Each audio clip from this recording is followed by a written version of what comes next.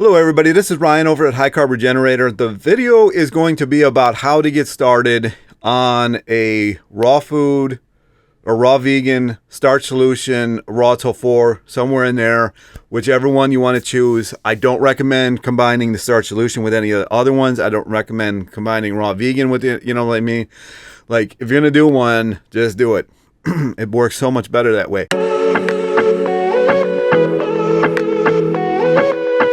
I don't recommend people get started the way I got started. So the way I got started was I would go buy kale, spinach, cucumber, celery. I think that was it.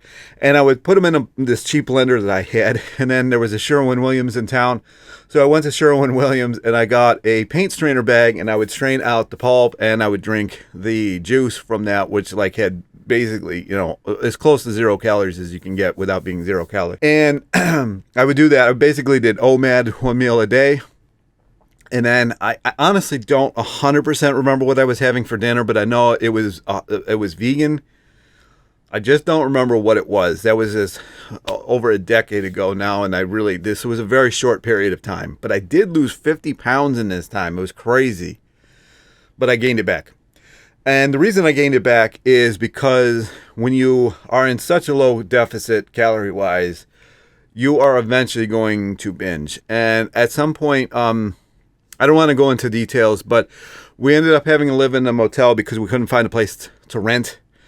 And so for 3 months, we were in a little cube with 4 people and all our stuff, and it was ridiculous.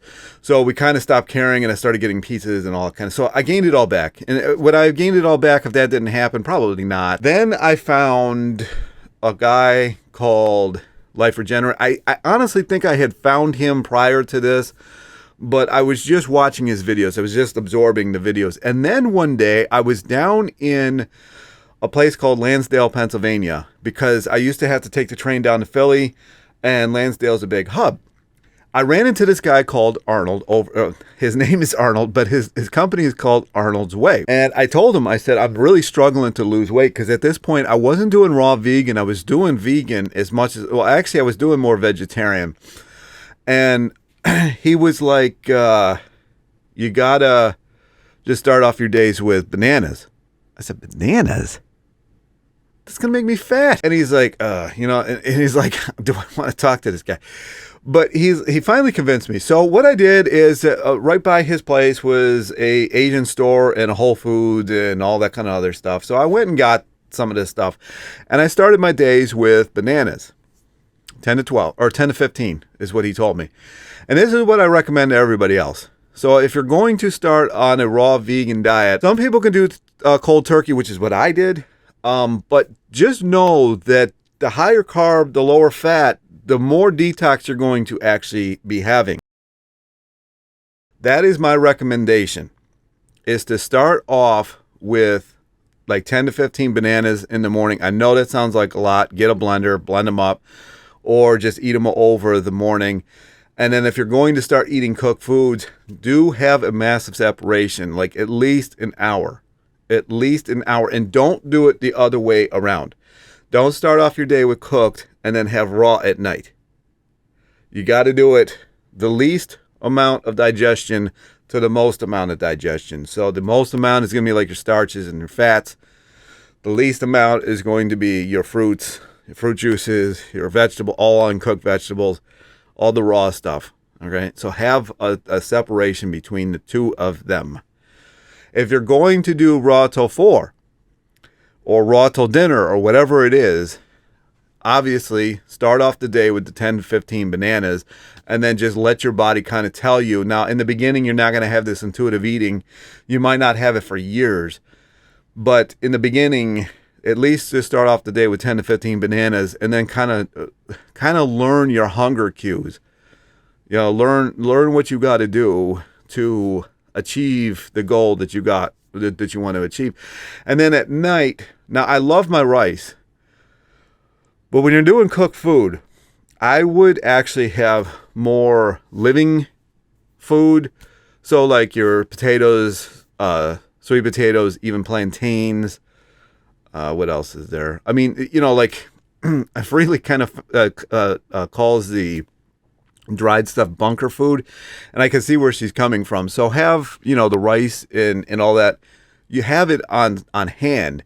But if you can, I would live off the potatoes and the sweet potatoes and like a plantain or something like that. So, stuff in that area, the more you can, and actually cook it the least amount possible. So like your potatoes, maybe steam them.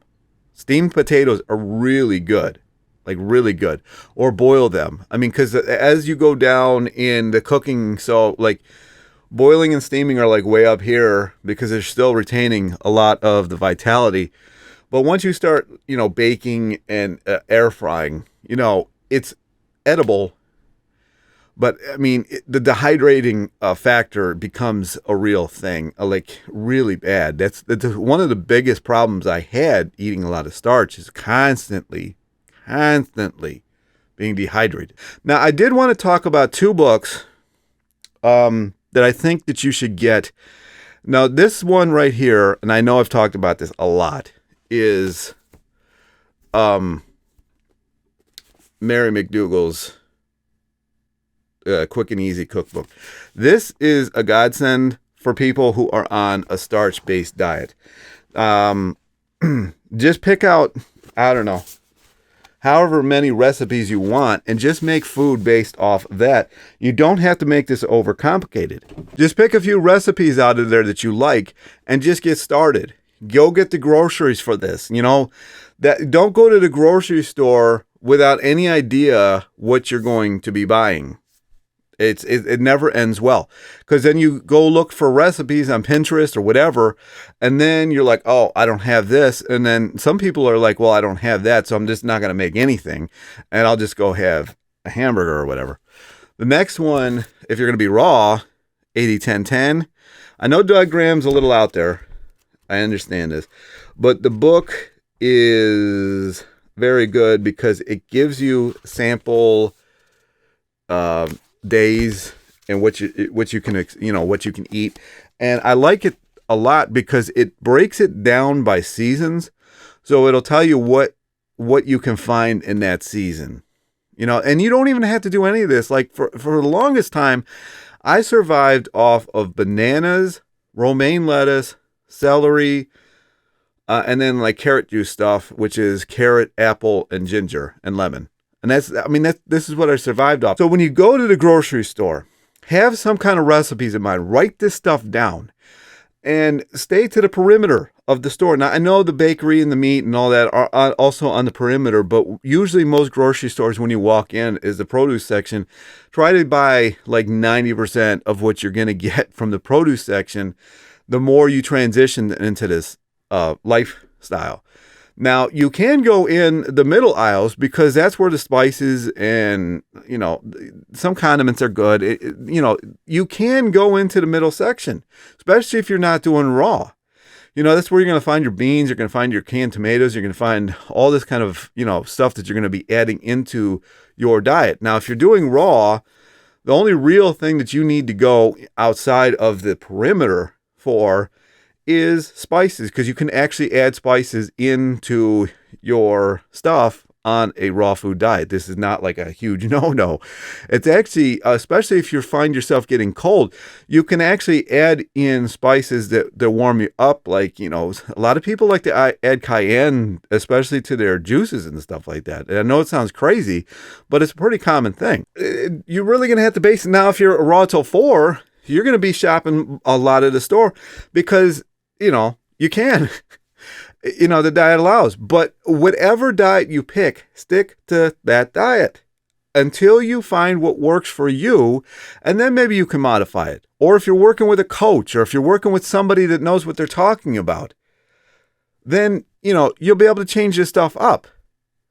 But until that time, I would just 100% dedicate yourself to this. I know they say it takes 21 days to get used to a new way of living. So I would at least give it 21 days, if not a month, of doing the exact same diet plan and pick, I don't know, maybe 10 recipes. Even to me, that sounds like a lot. Now, other people might really need variety, which I don't, but if you need variety, pick like 10 to 20 recipes that you're just, or maybe even plan out like if you're a real type A, which I don't understand, but I know that you all exist. If you're a real type A, maybe even just plan out your month. And that way, what you have to buy each week or however you do your grocery shopping, and then you just have it all. Now, if you're going to eat mostly dry stuff, you can literally just go on the first of the month or whatever day, buy everything you're going to need. And then if you need some fresh stuff here and there, you can just go get it. And everything's done.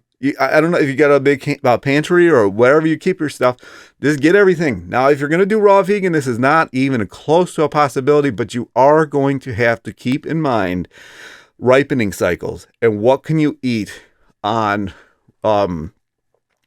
during a ripening cycle. Now, I'm crazy. I've got 120 pounds of bananas down here.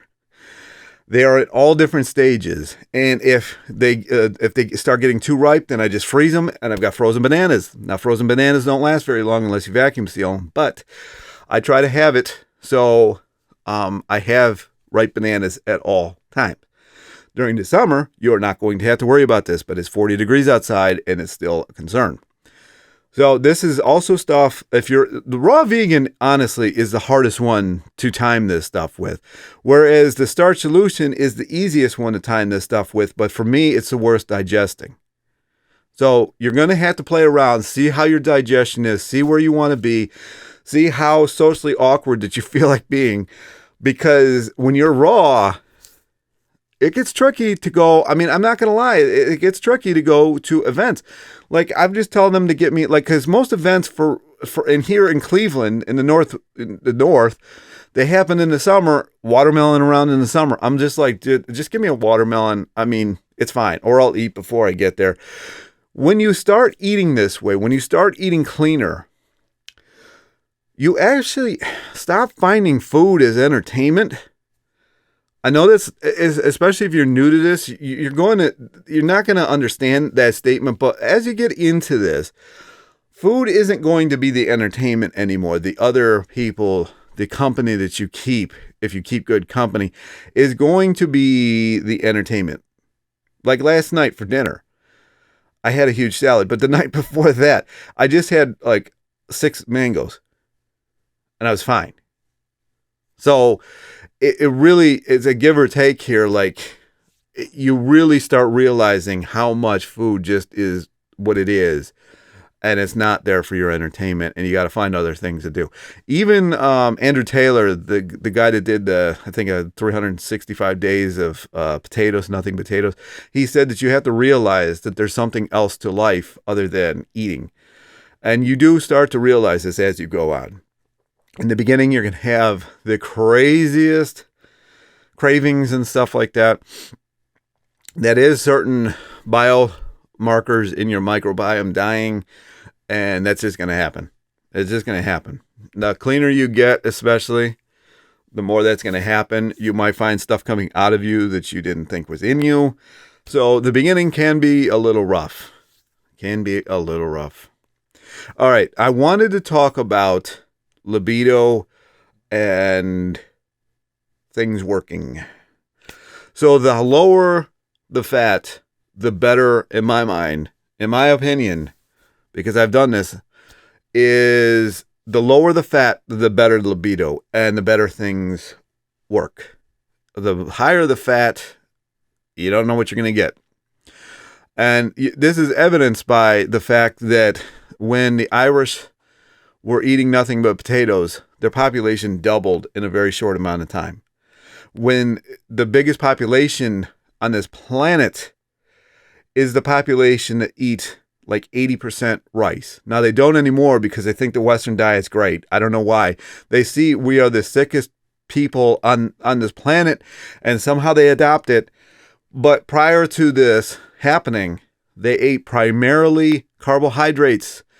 And between two countries, you have like a third, if not more, of the population. And these are the populations that had the most carbohydrates in their diet. So keep this in mind. If you're having trouble in the bedroom, your fat might be too high. Just a thought. And also, as far as endurance goes, if you're an endurance athlete, or if you're an endurance wannabe athlete, or if you're a passive endurance athlete, the higher your carbohydrates, the higher your performance. If you're having a lot of fat, I don't care what anybody says. I've tested this. I've seen people who test this. You see this. You see people struggling on the bike. People who are the weight of my right leg. I can fly past them on the bike. The higher your carbs, the better your performance is going to be 100% of the time. Now, if you're a lifter, that changes. If you're a lifter, reach out to me. I'm not going to go into that here. I can help you. The macros do change if you're a lifter, straight up. It just is what it is. Anyway, if you've got any comments or questions about this, I'm going to expand on this a little bit deeper. I think it is a good starting point, especially raw to 4 and raw. Start off the day with 10 to 15 bananas. If you're going to do the Starch solution, I would start off the day with the lightest meal, but the most, because you don't want to top end your diet, so you don't want to be eating everything at night. So what I mean is, by the lightest diet, like start off the day with potatoes or sweet potatoes or plantains, and then go from there, and try to have the diet heaviest in the morning, and then kind of taper off as the day goes. That goes for any of these diets. Anyway, comments, questions, leave them down below. Give me a like, subscribe, and I'll talk to you in the next video.